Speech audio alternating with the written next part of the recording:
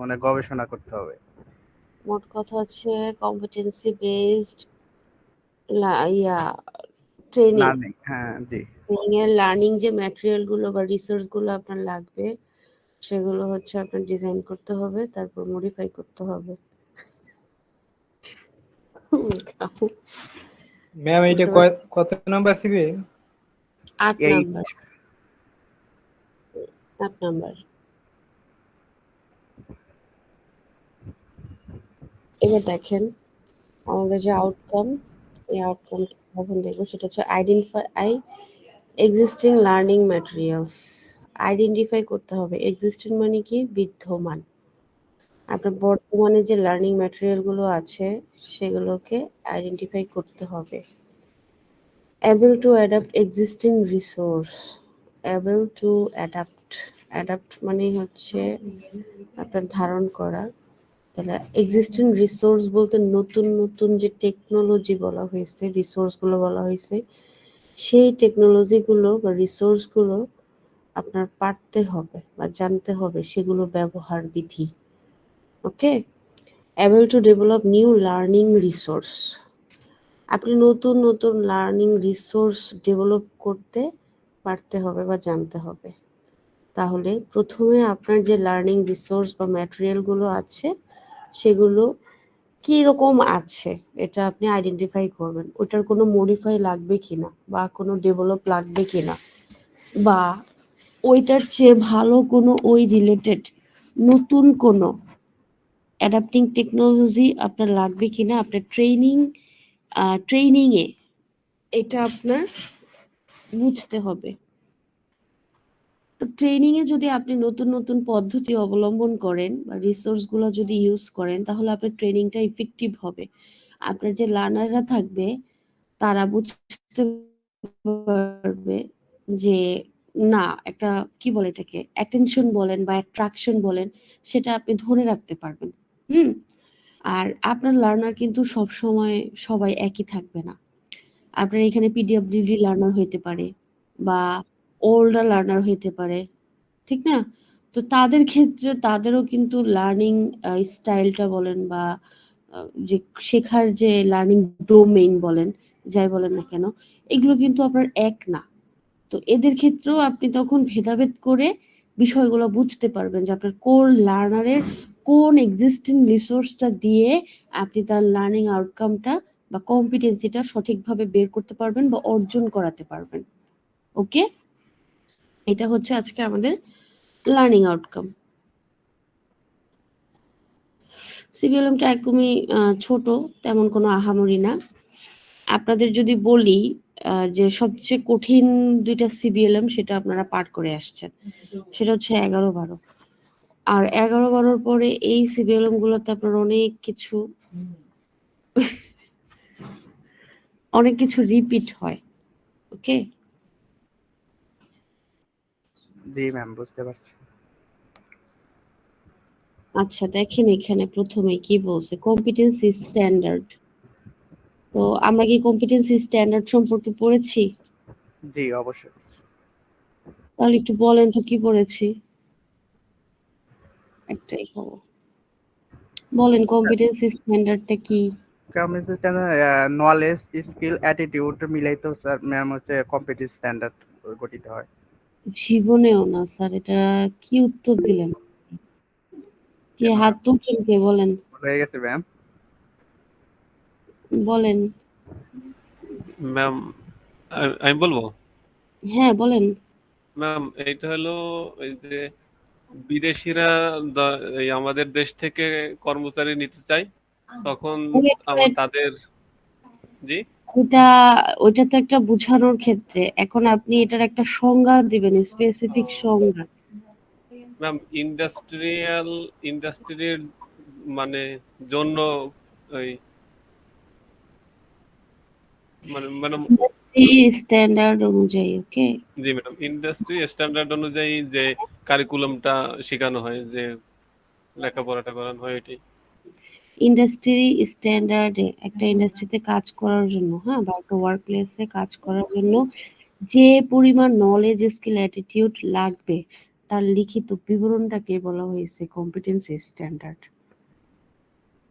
আপনি একটা ইন্ডাস্ট্রিতে কাজ করবেন, তো ওই কাজটা করার জন্য আপনার কি পরিমাণ নলেজ লাগবে, কি পরিমাণ স্কিল লাগবে, কোন অ্যাটিটিউডগুলো লাগবে, এটার একটা লিখিত বিবরণ থাকবে। ওই বিবরণটাকে আপনার বলা হয়েছে কম্পিটেন্সি স্ট্যান্ডার্ড। আর যেই স্যার বলছেন যে নলেজ স্কিল অ্যাটিটিউডের সমন্বয়, হ্যাঁ, ওইটা হচ্ছে শুধুমাত্র কম্পিটেন্সি। আমি কিন্তু আপনাদের কম্পিটেন্সি আর কম্পিটেন্সি স্ট্যান্ডার্ড দুটো কিন্তু আলাদা জিনিস। জি ম্যাম, বুঝতে পারছি। কম্পিটেন্সিটা হচ্ছে আপনার নলেজ স্কিল অ্যাটিটিউডটার সমন্বয়ে গঠিত, আর কম্পিটেন্সি স্ট্যান্ডার্ডটা হচ্ছে একটা ওয়ার্ক প্লেসে বা একটা ইন্ডাস্ট্রিতে আপনার একটা কাজ করার জন্য কি পরিমাণ নলেজ স্কিল অ্যাটিটিউড লাগবে, সেই নলেজ স্কিল অ্যাটিটিউডের পরিমাণটাকে বলা হয়েছে কম্পিটেন্সি স্ট্যান্ডার্ড, লিখিত বিবরণটাকে।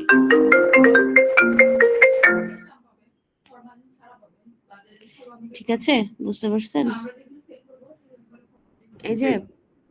এই যে মুরব্বী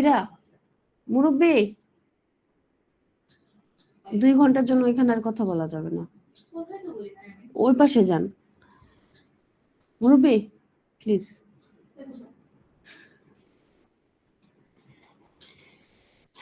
এরপরে দেখেন, এই যে একটা ইন্ডাস্ট্রি স্ট্যান্ডার্ডে বা কম্পিটেন্সি স্ট্যান্ডার্ডে আপনার কি কি অন্তর্ভুক্ত থাকবে, এগুলো আগের পড়া। তারপরে একবার ওভারভিউ করে দিচ্ছি।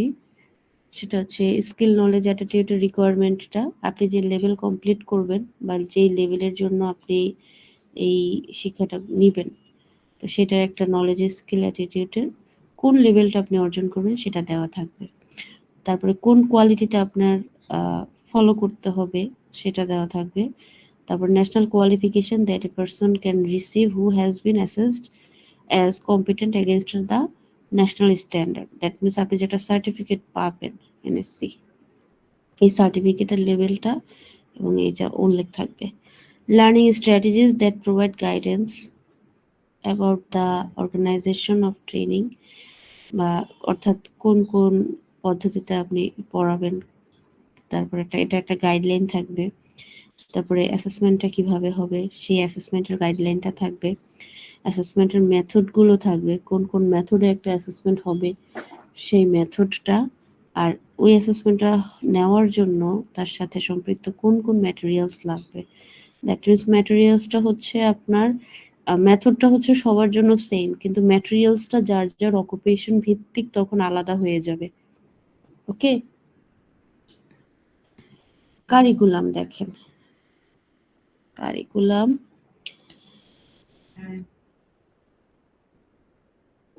কারিকুলাম হচ্ছে একটা ডকুমেন্টেড রিপ্রেজেন্টেশন। একটা সিএস আপনার হচ্ছে যেই বিষয়টা থাকে ওই বিষয়টাকে আরো ইলাবোরেটলি, হ্যাঁ পড়িয়েছি স্যার, কিন্তু আমি এতই ভালো পড়াইছি যে আপনাদের মনেই নেই, যার কারণে আরেকবার একটু রিভিউ করতেছি। বুঝতে পারছেন? আচ্ছা, তাহলে কারিকুলাম বা সিবিসি, ফার্স্ট অফ অল আপনার একটা জিনিস মাথায় রাখবেন, সিএস থেকে সিবিসি আসে আর সিবিসি থেকে সিবিএলএম আসে, এটার একটা ধারা আছে। আপনি সিএস থেকে সিবিসি করলেন, ওকে, আর ওই সিবিসিটা দেখেই কিন্তু আপনি কারিকুলাম মানে সিবিএলএম কম্পিটেন্সি বেসড লার্নিং ম্যাটেরিয়াল গুলা বানাবেন। তাহলে আমরা সিএস পাইছি, তাহলে সিবিসিটা হবে হচ্ছে সিএস থেকে, আর সিএসটা হবে হচ্ছে আইএসসি থেকে বা ইন্ডাস্ট্রি স্কিলস কাউন্সিল থেকে। ওকে, তাহলে এটা হচ্ছে একটা সেট অফ ডকুমেন্ট রিপ্রেজেন্টেশন, কিসের, সেটা সিএস এর।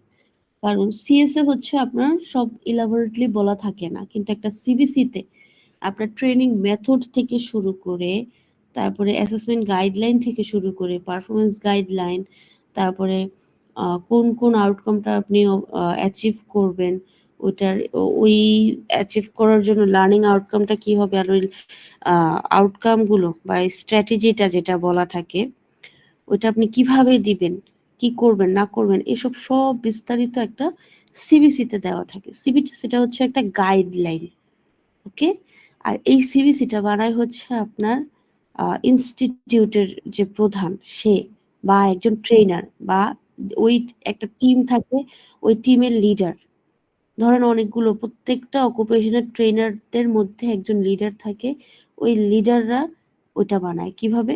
প্রত্যেকটা অকুপেশনের দেখা গেছে সে বিভিন্ন ট্রেডের এই সিবিসি গুলো জমা দিয়ে যায় বা তাকে দেয়। তো তারা জমা দিলে ওই লিডার তখন এটাকে ফিক্স করে বা ঠিকঠাক করে তখন আবার ফাইনালাইজ করে দেয়। তাহলে ম্যাডাম আমরা একটাকে বলতাম লেসন প্ল্যান বা সেশন প্ল্যান, তো এটা কি মূলত সিবিসি? সিবিসি হচ্ছে সেশন প্ল্যান মানে লেসন প্ল্যান বলতে পারেন সিবিসি। ম্যাম আমি একটু সহজ ভাষায় বলবো। অবশ্যই বলেন। এই কেদায় হইল হয় না যে একটি মানে একটি সিএস কিভাবে প্রতিষ্ঠানে পড়ানো হবে, কি কি লার্নিং আউটকাম শিক্ষণফল অর্জন করতে হবে, কিভাবে অ্যাসাইনমেন্ট হবে ইত্যাদি বিষয়গুলো সিবিসিতে উল্লেখ থাকে।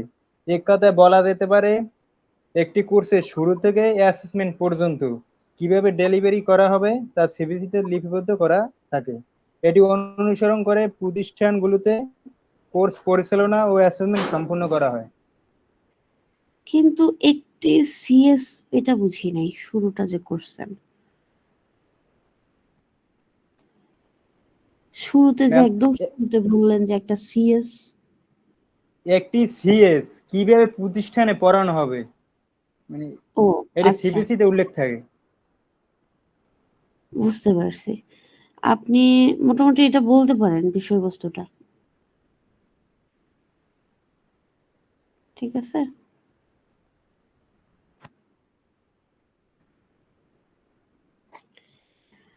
তারপরে দেখেন হচ্ছে এখানে কিছু পয়েন্ট আছে যে একটা কারিকুলাম ডকুমেন্টে কি কি বিষয় থাকবে, সেটা হচ্ছে the name and number of module বা ইউনিট অফ কম্পিটেন্সি। আমাদের সিএসএ যেটা ইউনিট, সিবিসিতে সেটা মডিউল আকারে হয়ে যাবে। তারপরে নমিনাল ডেলিভারি আওয়ার থাকবে, general description of the purpose of the module বা ইউনিট অফ কম্পিটেন্সি। ওকে। তারপর সে any prerequisite knowledge and skill, এই যে সে যে লেভেলটা অর্জন করতে আসছে এই লেভেলটা অর্জন করার জন্য তার পূর্বের কোনো নলেজ বা স্কিল লাগবে কিনা সেটা। Relationship to the industry competency standard, that means একটা সিএস লাগবে এই সিবিসিটা করার জন্য। সামারি অফ দ্য কন্টেন্ট, দিন শেষে সে কোন কোন বিষয়গুলো জানতে পারবে, বিষয়বস্তুগুলো আর কি। তারপর সামারি অফ দ্য অ্যাসেসমেন্ট আর detail description of learning outcome. Okay. তাহলে দেখেন এখানে আমরা কিন্তু বলছিলাম যে সিএস এ যেটা এলিমেন্ট অফ কম্পিটেন্সি, সিবিসিতে সেটা লার্নিং আউটকাম থাকবে। তারপর হচ্ছে এই description of how the module and the unit of competency might be deliver, আপনি ওভারঅল একটা ইউনিট কিভাবে ডেলিভারি দিবেন, কোন